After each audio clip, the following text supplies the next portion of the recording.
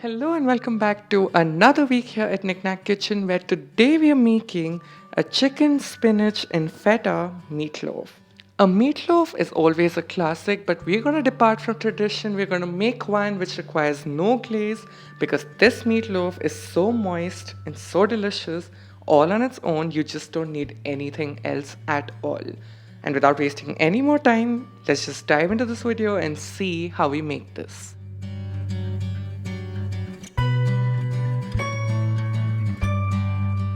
So we're going to start by soaking our bread in some milk, and for that I have some multigrain bread. All I've done is torn it into little pieces with my hands itself, and we're going to let this soak for about 35 to 40 minutes. Now you could use whole wheat bread here or even plain white bread or even an equal amount of breadcrumbs. So that's up to you. And while this bread soaks in the milk, we're going to go ahead and make our spinach mixture, for which I have some garlic and some olive oil, and we're going to bring this to the heat together. That way the oil will be infused with the flavor of garlic. Now if you were to heat your oil first and just fry the garlic in the beginning, it will still give a good flavor, but you will not get that kick from the garlic, which I personally love, but that's up to you. And then we'll go ahead and add some onions, and we're just going to cook this until the onions are translucent, so that takes about 4 to 5 minutes on medium heat. And then we'll add some seasonings. I'm using some oregano, some chili flakes and a little bit of garlic powder. Needless to say, I love garlic, so there's going to be a lot of garlic in this recipe. So we're just going to mix this all together and then cook this for about a minute or two until the oil starts to separate. And at that point, we're going to go ahead and add our spinach. Now, I absolutely adore the beautiful green color of the spinach. It's obviously going to dull down as the spinach cooks. So we're just going to carefully move this around. It's very difficult initially because there's a lot of volume. But once it's just a little in control and you've mixed everything through, we're just going to cover this with a lid and let this wilt completely. It takes about 5 to 7 minutes on low heat. And when your spinach looks like this, it's just about ready. Except there might be a lot of water that the spinach has let out, and we don't want all of that water in our meatloaf mixture because that will just make it a little too wet. So accordingly, we're just going to let this sit on medium-high heat until the water has started to evaporate. And this looks good enough to me right now, so I'm just going to take this off the heat and add this to the soaked bread once it's cooled down a little, because it'll be tough to mix it all in. And you're going to see why. So I've gone ahead and added the slightly cooled spinach mixture. To that I've added some salt, some black pepper, a little bit of rosemary and a little bit of Worcestershire sauce. Now the rosemary is just something which I personally love, but you could use any herb of choice. And I've gone ahead and added the minced chicken as well. Now I started to mix this with a spatula and realized that it's really not very helpful, so I definitely suggest that you just dig in with your hands and mix this all through. And that's why we want the spinach mixture to cool down just a little so you don't end up burning yourself.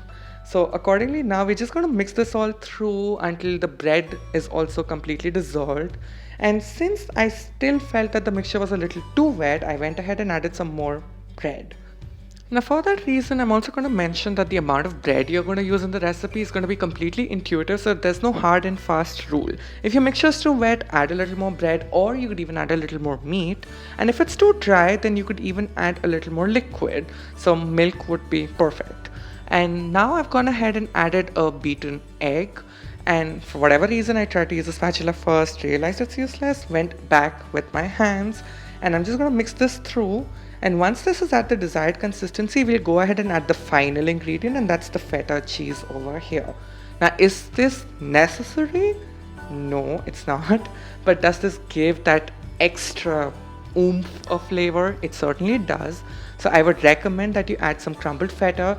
Don't mash it all in. We do want a few pieces of feta. That just gives a nice pop in certain bites, and that's just nice to have.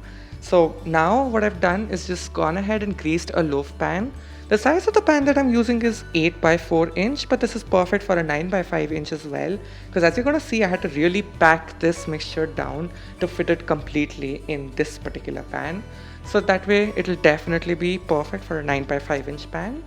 And we're just going to go ahead and smoothen out the top as well as we possibly can.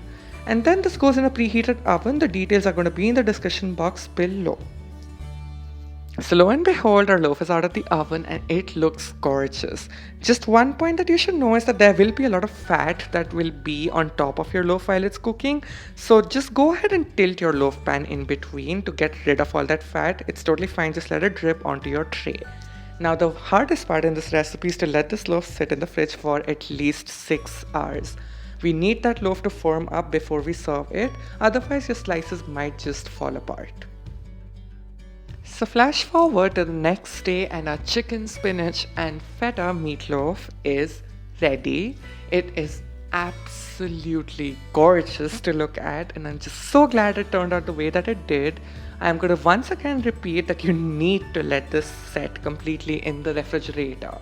If you don't, you will most likely end up with a collapsed mess. It's going to be delicious nonetheless, but it won't be a loaf.